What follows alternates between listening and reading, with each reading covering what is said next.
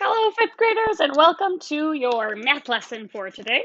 For today, you will need your math resource binder, your 5A workbook, and pencil and paper.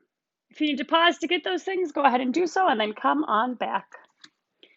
To get started today, we are going to do two problems that'll be utilizing your mental multiplication strategies. Remember that you are not supposed to be writing these vertically. You're supposed to be using some of your mental multiplication strategies to solve these. So go ahead and pause and then come on back and see how you did.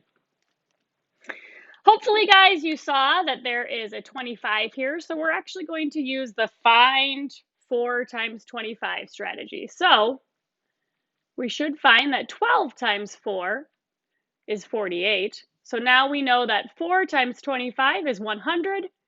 So we add 2 zeros to get 1,200. We've actually done this problem a couple times in our practice. And for this one, we're going to save one till the last. So what we have is 40 times 16 plus that one extra 16 that we didn't do in our multiplication. Now we're going to do 4 times 16 times 10. And then add that 16 back. So 4 times 10 is 40. 4 times 6 is 24. We add those to get 64, then multiply by 10, so add our 0 and add 16, and we get 656 as our answer. How'd we do? Hopefully after some practice, you guys are feeling a little bit stronger with those mental multiplication strategies. So fifth graders, today we are going to be beginning our work with word problems, solving word problems. So in your math resource binder, you should have a sheet of paper like this. How do I solve a word problem? You also should have a sheet of paper that looks like this, model drawing for word problems. Okay. If you do not find this sheet of paper, that's fine. You can just work along with me on any piece of paper that you've got. Okay. So with that, the first thing that we're going to do today is review our steps for solving a word problem. If you have been at NOVA for a while, you've definitely gone over these before, but if you are new, these steps might be new. But these are going to be the steps that you're going to follow and that I'm going to ask you to follow and actually ask you to correct if you don't follow them for solving these word problems. You want to make sure you're getting familiar with how to solve them as we go. So as a reminder, when we are solving a word problem, the first thing to do is to read the problem and underline the question. After that, we write an answer sentence and leave a blank for the answer. This is going to be kind of similar to what we do in language arts, right? Where we're writing these or restating the question in our answers. So it'll be similar as we're setting up that answer statement. Then we need to figure out the who or the what that the problem is about. And this should really be equivalent to the labels that we're putting to our unit bar. We're going to use this who or what to label our unit bars. Then you're going to draw this unit bar. The base for all of our word problems is going to be this unit bar. If you are comparing, you want to draw a unit bar for each who or what, meaning if there's more than one that's important for this for the problem, you need to have more than one unit bar.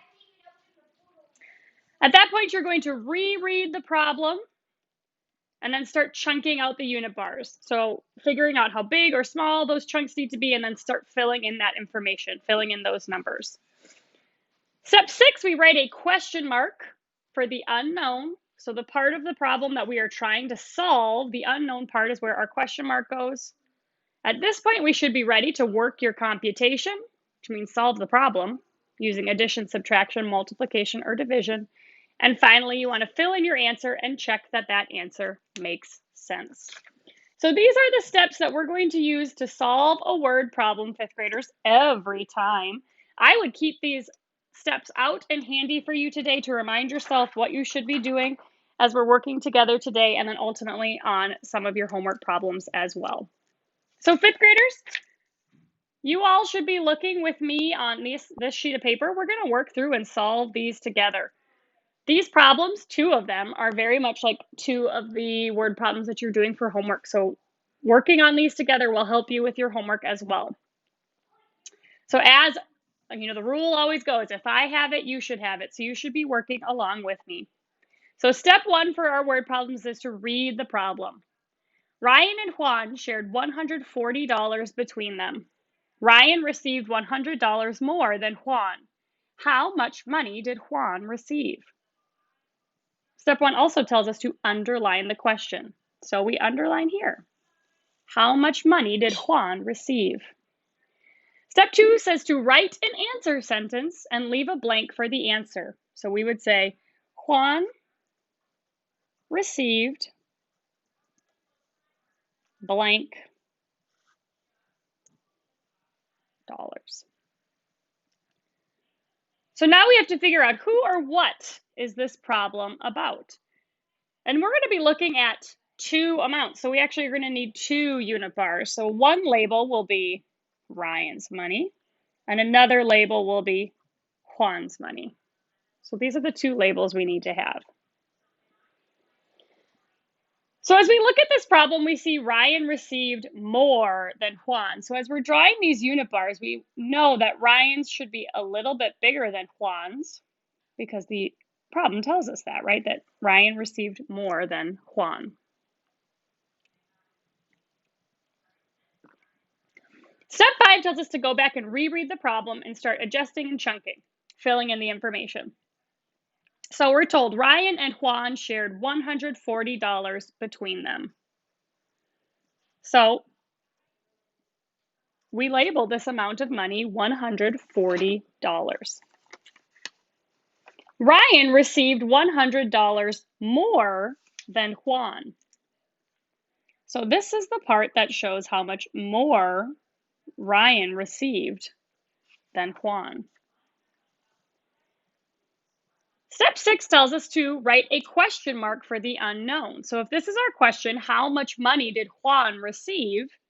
We want to put a question mark for how much money did Juan receive? Now we can go and work our computation, okay? So we want to be able to divide in half in order to find which is which, okay? Right now we can't because we have 2 unit bars that are not equal in size. We can't divide by 2 if they're not equal in size. So we want to figure out how can I make it so that we have 2 equal unit bars so we can divide by 2. So we should be able to figure out what would it look like if we no longer had that amount.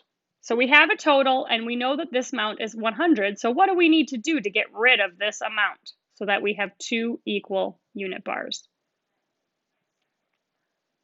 We're going to need to subtract 100 in order to find that amount. So 140 minus 100 equals 40. So if we got rid of this, we would now know that the total between these 2 unit bars is 40. We also know that they're equal to one another. So we have 2 equal unit bars that total are 40. So to find our answer, we want to divide by 2. 40 divided by 2 is 20. So that means that Juan received $20. So we cross out our question mark and fill in our answer.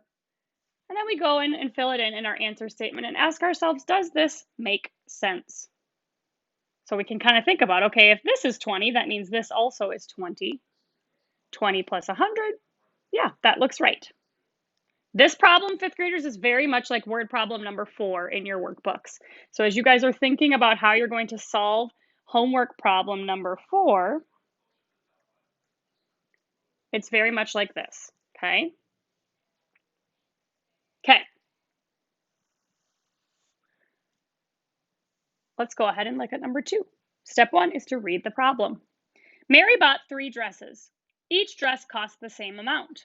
She gave the cashier $100 and got $16 change. How much did each dress cost? We also need to underline the question. Step 2 tells us to write an answer statement. If the question is how much did each dress cost, our answer statement would be each dress cost blank dollars.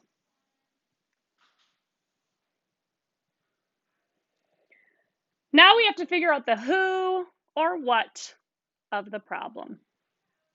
So this problem is about dresses, a little bit about money, but ultimately we're asking about how much each dress costs. So now we draw our unit bar. We can do this with one unit bar. We're asked to reread and chunk out the problem. So we're just going to take it a step at a time, and we may actually extend the size of this unit bar in a little bit, but that's okay. Mary bought 3 dresses, and each dress cost the same amount. So if these are her dresses, and they are the same in cost, we want to divide this into 3 equal chunks. We're then told that she gave the cashier $100 and got $16 change. So that means the amount of money that she gave was actually more than what the dresses cost. So we know that there's going to be this amount, which I'm going to make obviously not the same size as my dresses, so I'm not confused. But this amount here is $16, because that's how much change she got. And the total is that she gave $100. So she gave the cashier more than the cost of each dress. Finally, we're supposed to write our question mark. So how much did each dress cost? That's another way of saying what's the cost of one dress. And now we can work out our computation. So remember, our goal, we want to have boxes that are equal in size, because once they're equal in size, we can divide. But right now, we don't have equal boxes, right? This one is there, and it's kind of making it so we can't just divide. So really, we want to figure out, first, how much did she pay for all 3 dresses? What was the cost for all 3 dresses? So she gave $100 and got back 16. So step 1 is to subtract 16 from 100. I probably put that too close to our unit bar, but. So 100 minus 16, we should get 84, which tells us that all 3 of these dresses are $84. Again, my picture is a little scrunched. So now we have 3 equal boxes, which we know are equal to $84. So now we can divide to find our answer. What should we divide by? If we're trying to find one dress and there are 3 total, what do we divide by? We should divide by 3. So 3 goes into 8 twice with a remainder of 2. Bring down our 4. 3 goes into 24 8 times with no remainder. So how much did each dress cost? $28. And we can fill in our answer and check. Does this make sense? It says, yeah, it does pretty much make sense, right? 28, 28, 28, that's going to get you around like $80 or so. So that makes sense. All right, 5th graders, go ahead and turn to the other side. We've got 2 more that we're going to do together before you're going to go work on your homework. So again, we start by reading the problem. Yolanda bought a shirt. She also bought pants, which cost 4 times as much as the shirt. She spent $130 altogether. Find the cost of the pants. We're also supposed to underline the question, which in this case is actually a command. So we're going to find the cost of the pants. We'll underline that command. Now we write an answer statement, leaving a blank. So we'd say the cost of the pants is blank dollars. Now we ask ourselves, who or what is this problem about? And we're talking about pants and a shirt, actually. So we have pants and a shirt. We're going to have 2 unit bars here. So those are our labels for our unit bars. Step 4 tells us to go back and draw those unit bars. So we're going to start with a unit bar for shirts, but we're not going to do pants until we reread the problem because it's going to be useful if we can make a relationship there. So Yolanda bought a shirt. She also bought pants, which cost 4 times as much as the shirt. So again, we want to be dealing with equal size boxes. So we're going to draw a unit bar for the pants. That shows that it is 4 times as expensive as the shirt. So we should have pretty much all equal boxes. Sorry, my lines got a little crooked from my angle. She spent $130 all together. Okay, so we've had our information filled in, and then we have to add our question mark. Find the cost of the pants. So we want to put our question mark around the cost of the pants. Now we can go back and work out our computation. Thankfully, in this case, we have equal boxes, which I've been telling you, right? We want those equal boxes so that we can do division. And we have 5 equal boxes, right? 1, 2, 3, 4, 5. So step 1 is to find the cost of 1 box. If we know that the total is 130 and there are 5 boxes, how do we find the cost of 1 box? That's right, we're going to divide 130 by 5. 5 does not go into 1. It goes into 13 twice. 2 times 5 is 10, with a remainder of 3. We bring down our 0. 5 goes into 30 6 times. So what that tells us is that 1 box is equal to $26. But that is not the answer. If we take a look at our question mark, we're trying to figure out the cost of the pants. So we know what 1/4 of the pants is. So how do we figure out all of the pants? That's right, we're going to multiply 26 times 4. 6 times 4 is 24, with our 2 up here. 4 times 2 is 8, plus 2 more is 100. Sorry, is 10, excuse me. So our answer is $104 for the pants. 5th graders, this problem is a lot like homework problem number 4. So as you guys are thinking about your homework, this is going to be like homework problem number 4. And I think I actually got this confused earlier. This problem on the first page is actually like homework problem number 3. My apologies. This is like homework problem number 3, and this is like homework problem number 4. So now that you guys are sufficiently confused, okay? But you can use problem number 1 here is like homework problem number 3. This is like homework problem number 4. 5th graders, we have one more to work through together today. You're doing a great job. Thank you for working along with me. So number 4, remember we start by reading. Peter collected a total of 1,170 stamps. He collected 4 times as many U.S. stamps as foreign stamps. How many U.S. stamps did he collect? In step 1, we also underline that question. Just a reminder that if I have it, you have it, so we should keep on working together. Step 2 is to write our answer statement. So he collected blank U.S. stamps. Now we figure out who or what is this problem about.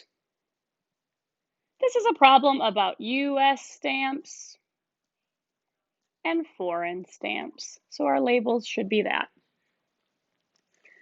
Now we're going to draw our unit bar. So this is actually super similar to the one we just did. We have fewer foreign stamps, so we can start with a unit bar there. We're told he collected 4 times as many U.S. stamps. So we're going to go ahead and draw a unit bar that shows 4 times as many U.S. stamps as foreign stamps.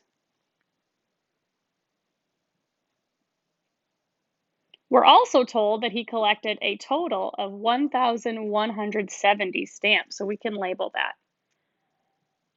Next, we can add our question mark. How many U.S. stamps did he collect? That's where our question mark would go. Fifth graders, this from here on out is exactly like the problem that we just did in terms of steps. So I would love for you to pause, try to find your answer to this question, come back and see how you did. All right, fifth graders, you should have seen that we have 5 equal boxes for a total of 1,170. So step 1 was to divide 1,170 by 5. 5 goes into 11 twice with a remainder of 1. It goes into 17 3 times with a remainder of 2. And it goes into 24 times with no remainder, which means that each box is equal to 234 stamps. However, that's not the end, because our question mark is around US stamps. So we need to multiply 234 times 4. 4 times 4 is 16, carry the 1. 4 times 3 is 12, plus 1 is 13, again carry that 1. 4 times 2 is 8, plus 1 is 936. How many stamps? 936 US stamps. Fifth graders, just so we're super clear, this one also then is very much like your homework problem in your workbook number 4. So all 3 of these sheets that we've worked on today, fifth graders, should go into your math resource binder, back into them if you've taken them out. You'll want these for reference all year. And these are great word problems that can help you as you're working on homework and as you're working on the test. Yours is probably 1 sheet, 2 sides. So you might only have 1 piece of paper, but it's the same information. Okay? For homework, you're going to have some practice problems that are where the workbook has, I said for homework. For practice, 2 of your workbook pages, you're going to work on 29 and 30 for practice. These have the unit bars drawn already for you. You don't need to do an answer statement. You just need to find the answers, okay? Your homework is page 31, which has 2 word problems. You need to solve them using all of the word problem steps. So you want to go through and do all the things that we practiced today. Again, you can reference the sheet that we had today to help you with these problems. When you're done, you're going to take a picture and upload it. Good luck.